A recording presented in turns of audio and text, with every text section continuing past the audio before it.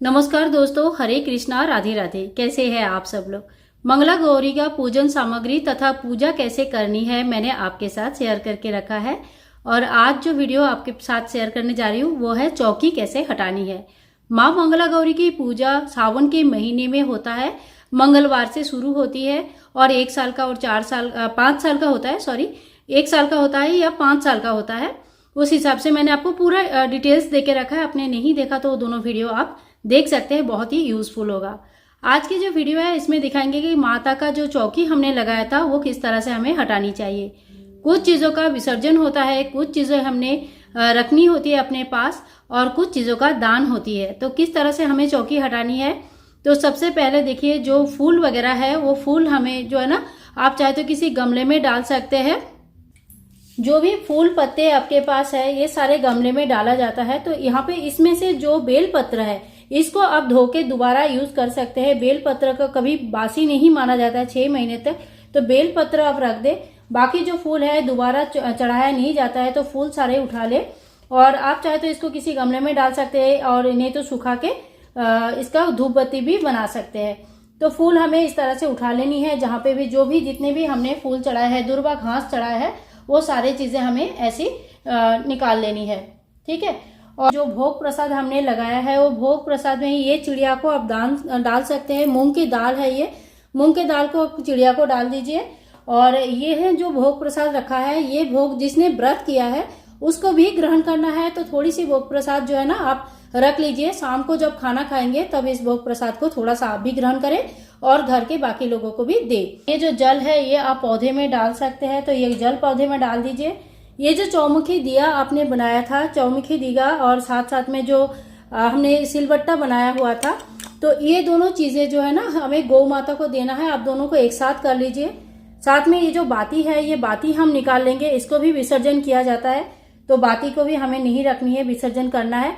इन दोनों को अच्छे से मिला ले और गौ माता या तो चिड़िया या तो मछली, किसी को तालाब वगैरह है तो वहां पे डाल दीजिए, वहां पे इनकी खाना बन जाता है। आरती के थाल में भी जो फूल पत्ते वगैरह था ये भी हमने जो है ना विसर्जन ही कर देना है। ये भी पत्ते अभी दोबारा यूज नहीं होगा। धूप बत्ती और जो दिया आपने जलाया था ये सारे धो के फिर से मंदिर में आप यूज कर सकते हैं और इनका भी यूज दोबारा होगा, तो इनको भी मैं साथ में रख लेती हूँ। सिंदूर के डब्बे जो हमने माता को चढ़ाया था ये डब्बी आप बहुत संभाल के रख दीजिए और साल भर जो है ना माता के ये बहुत आशीर्वाद के साथ होता है, तो साल भर आप इसको लगा सकते हैं अपने। बहुत अच्छा रहता है, बहुत ही ज्यादा अच्छा रहता है ये। पूजा के अंत में हमने माता से सुहाग तो ले ही लिया था, लेकिन ये जो है ना ये माता का आशीर्वाद है, तो ये इसको आपको बहुत संभाल के रखना होगा।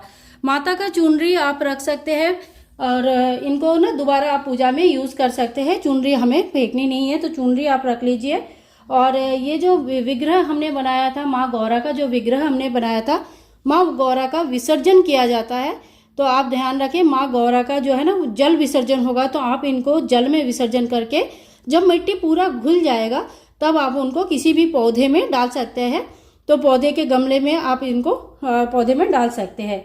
तो इसके बाद देखिए जो दक्षिणा वगैरह है ये आपको दान कर देना है किसी भी पंडित को।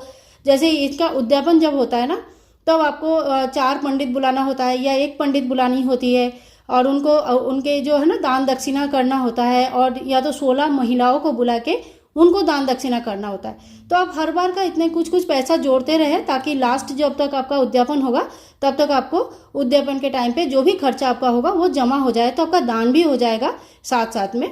तो इस तरह से आप कर सकते हैं। बस मैं आपका सुविधा के लिए बताया, बाकी आपने जैसे भी आपको सही लगे आप उस हिसाब से कर सकते हैं। 16 श्रृंगार का जो सामान है ये आप खुद भी थोड़ा यूज करें, थोड़ा दान में दे दे, पूरा यूज नहीं करना है। सिंदूर अपने पास रखना है और बाकी जो सामान है वो आप दान में दे सकते हैं। आप चाहे तो चूड़िया भी अपने पास रख सकते हैं और चूड़िया जो है ना जो चूड़िया है वो साल भर थोड़ा थोड़ा करके 1-2 करके आप पहन सकते हैं। माता का जो फोटो है, भगवान शिव जी की जो फोटो है, ये आप दोबारा पोंछ के साफ करके मंदिर में अगर आपके विराजमान है तो मंदिर में विराजमान कर लीजिए या जहाँ पे भी आप उनको रखते हैं वहाँ पे रख लीजिए। कलश का क्या करना है, नारियल जो है ये हर बार अलग अलग लाने की जरूरत नहीं है, आप इसी नारियल को हर बार यूज कर सकते हैं और सावन के पूरे महीने के लिए। और लास्ट में जब सावन के महीना खत्म हो जाता है तो इसका जल प्रवाह कर सकते हैं, या तो भूमि विसर्जन कर सकते हैं। भूमि विसर्जन यानी कि जमीन में हम नारियल को गाड़ देते हैं, उसमें से नया पेड़ आ जाता है, तो ये एक पेड़ पौधे भी लगाना हो जाता है और बहुत अच्छा भी माना जाता है। कलश में जो जल है पूरे घर में छिटाए, इनके छिड़काए और पूरे घर में जो है ना पॉजिटिविटी आती है, बहुत अच्छा माना जाता है इस चीज़ को। तो पूरे घर में छिड़काए, घर में शुभ जो है ना शुभ चीज़ों का आगमन होता है। घर में सुख शांति समृद्धि के लिए, अपने पति की लंबी उम्र और अपने रिलेशनशिप अच्छे बनाने के लिए इस व्रत को रखा जाता है। तो इस व्रत को जब भी आप रखें, बहुत ही दिल से रखें, एकदम माता के ऊपर पूरी भरोसा करके अच्छी तरह से इस व्रत को रखें, ताकि माता जो है ना माता के आशीर्वाद आपको प्राप्त हो पाए। तो मैंने सभी चीज़ आपको बता दिया। सिर्फ चावल जो है, अगर आपने बहुत ज़्यादा मात्रा में चावल यूज़ किया है तो चावल का आप दान कर सकते हैं, और नहीं तो जो थोड़ा मोड़ा अगर चावल यूज़ किया है, अगर अष्टदल का माल बना के इस तरह से पूजा किया है, तो आप उस चावल को चिड़िया को खिला सकते हैं। पशु पक्षी को खिलाना हमारे शास्त्र में विधान है कि बहुत अच्छा माना जाता है। वो अबला जीव होते हैं, वो किसी के पास कुछ जाके मांग नहीं सकते। तो अगर आप के अपनी पूजा का थोड़ा सा जो उनको जब दान करते हैं, जो कुछ खिलाते हैं ना, तो उसका भी बहुत बड़ा फल आपको मिलता है।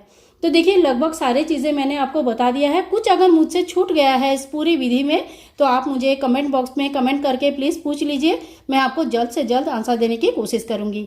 आज के लिए वीडियो यहीं पे एंड करती हूँ। आशा करती हूँ आज का वीडियो आप लोगों को बहुत अच्छा लगा होगा और यूज़फुल भी लगा होगा। अगर अच्छा लगे, यूज़फुल लगे, तो प्लीज़ एक लाइक कर दीजिए और चैनल को सब्सक्राइब करके रखना बिल्कुल ना भूलें। मिलते हैं नेक्स्ट वीडियो में, तब तक के लिए सभी लोगों को हरे कृष्णा, राधे राधे।